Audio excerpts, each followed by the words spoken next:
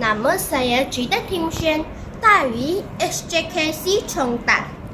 Pada kali ini, saya ingin berkongsi sebuah buku cerita yang menarik bertajuk Kesilapan Lalu Jadikan Pengajaran. Hasil tulisan Salina Supano. Buku ini mengandungi pelbagai nilai murni yang boleh dijadikan panduan oleh para pelajar seperti saya.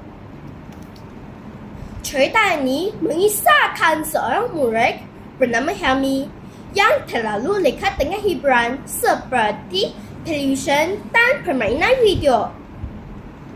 Sikap sambil lewat ini menyebabkan dia mengabaikan pelajaran. Akibatnya, keputusan peperiksaannya sangat teruk dan mengecewakan ibu bapanya.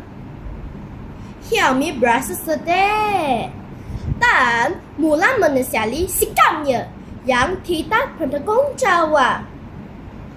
Namun begitu, Helmi tidak berputus asa.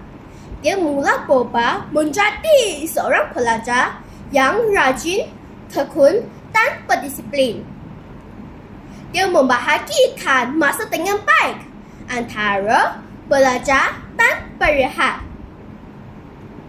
Hasil usaha giginya, Helmi akhirnya berjaya mendapat keputusan yang cemerlang dalam peperiksaannya seterusnya.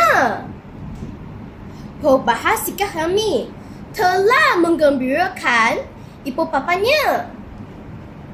Kesimpulannya, buku ini menyampaikan pengajaran bahawa setiap orang boleh berubah jika mempunyai kesedaran dan keinginan untuk memperbaiki diri.